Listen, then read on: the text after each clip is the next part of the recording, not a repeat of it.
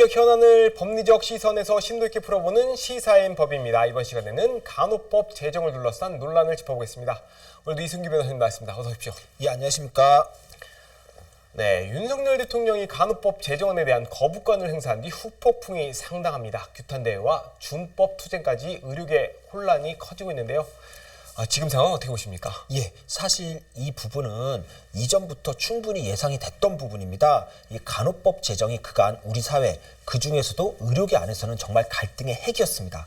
간호법 제정을 이제 수건 사업으로 해서 적극 추진 중인 이제 대한간호협회, 또 이를 반대하는 의사협회와 대한간호조무사협회, 그 외에도 응급구조사나 요양보호사, 방사선사 등 소위 보건의료의 소수 직역까지 정말 우리 의료 현장이 반으로 갈라졌다라고 봐도 무방한데요. 단순히 찬반 대립 수준이 아닌 정말 서로를 원색적으로 비난할 정도로 이 감정적인 대립도 심각했습니다.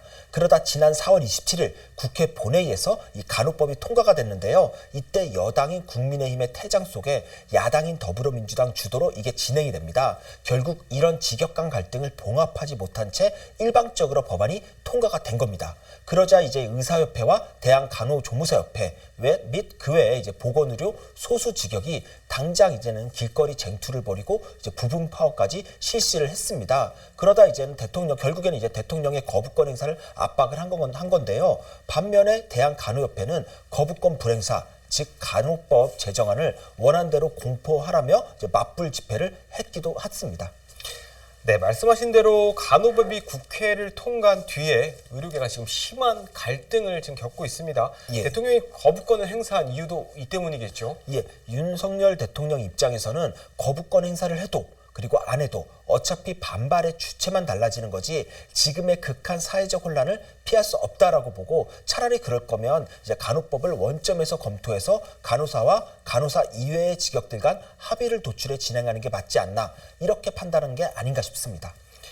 네, 갈등 주체만 달라질 뿐 어차피 갈등은 생길 수밖에 없었다. 예. 이렇게 보시는 건데 그럼 이렇게 논란이 벌어진 이유를 한번 짚어보겠습니다. 의사나 간호조무사 측에서 반대하는 이유 구체적으로 뭘까요? 예, 사실 지금 간호법 갈등의 축이 간호사 대 의사 구도보다는 이 간호사 대 간호조무사 그리고 응급구조사와 같은 소수 직역 간의 이 갈등이 더 크다라고 보입니다. 보통 우리가 의료법상 의료인이라고 하면 의사, 한의사, 치과의사, 간호사, 조산사 이렇게 보는데요. 여기서 빠진 게 바로 간호조무사나 응급구조사, 요양보호사, 방사선사 등 보건의료 직역에 속하는 분들입니다. 그러니까 의료 현장에서는 언제나 볼 수 있는 직역이지만 현실에서는 의료인이 아니기 때문에 이제 할 수 있는 업무 자체가 상당히 제한적입니다. 그런데 이 간호법을 보면 제1조에서 모든 국민이 의료기관과 지역사회에서 수준 높은 간호 혜택을 받을 수 있도록 한다라는 규정이 있습니다. 여기서 이제는 지역사회라는 내용이 들어갔는데요. 이를 두고 의사협회에서는 간호사의 단독 개헌을 목적으로 한다 이렇게 비판을 하고 있고요. 또 그런데 문제는 오히려 그보다 더 큰 게 바로 보건의료 직역의 반발입니다. 예를 들어 현행 의료법 하에서는 장기 요양기관과 장애인 복지시설 등 의료기관이 아닌 지역사회 시설에서는 간호조무사들이 이제 간호사 없이도 촉탁 의사 지도하에 근무가 가능했습니다.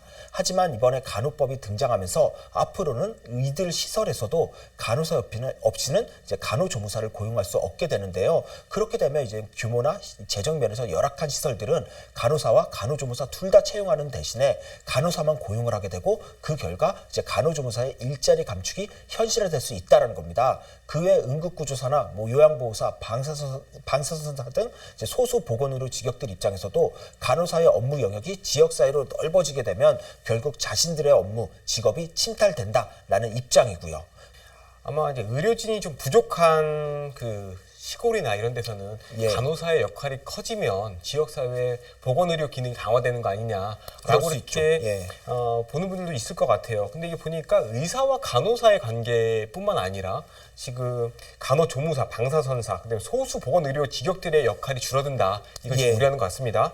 이에 대해서 간호사의 입장은 어떻습니까? 예, 일단 간호협회에서는 의료법 규정에 따르면 단독 개헌은 불가하다. 라면서 지금 나오는 반대 논거는 사실과 다르다 내지 거짓 선동이다 이렇게 반박을 하고 있습니다. 사실 근데 그 부분은 양측 모두 해당 규정을 어떻게 해석할지 각자의 논리를 가지고 주장하는 거니까 뭐 이 부분은 서로 간에 설득 자체가 안 되는 부분입니다. 그리고 그 전에 미리 말씀드리고 싶은 건 의사나 간호사, 간호조무사 단체들 모두 국민들의 건강을 위한다고 이제 대의 명분을 내세우고는 있지만 기본적으로 이익단체의 성격을 가지고 있습니다. 각자 자신의 직업군의 이익을 위해 활동하는 단체인 거죠. 그렇다 보니 지금 간호법을 두고 각자 입장에 따라 극한 대립을 벌이는 걸 두고 우리가 이걸 뭐 이들 단체를 무작정 뭐 비판하기는 어렵다 이렇게 보이고요. 저는 오히려 이를 중지해야 될 정치권에 오히려 더 큰 문제가 있다라고 봅니다. 예를 들어 지금 가장 논란이 되는 간호법 1조에 대해서도 단독 개헌의 가능성이 없다. 그건 가짜 뉴스다. 이렇게만 주장하면서 밀어붙일 게 아니라 그런 걱정은 기울한 걸 설득을 해서 납득을 시켜야 되는 겁니다. 그게 아니면 상대가 불안해하는 부분이 있다라고 하면 그 부분을 수정해서 서로 오해가 없게끔 법안을 만들면 되는 거고요. 그런데 국회가 그렇게 하지 않고 그냥 원안에서 나는 한자도 못 고친다 이렇게 하면서 그대로 통과시킨 겁니다. 결국 야당은 거대 의석의 힘으로 법안을 밀어붙여 지금의 혼란의 원인을 제공했다는 점에서 여당은 국정 운영의 책임자로서 지금 갈등을 수습하지 못했다는 점에서 정치권의 책임이 절대적으로 크다라고 생각을 합니다. 네, 간호법을 둘러싼 갈등의 피해자는 결국 국민입니다. 정치권은 협치의 미덕을 발휘해야 할 때가 아닌가 싶습니다. 오늘 말씀은 여기까지 듣겠습니다. 감사합니다. 예, 감사합니다.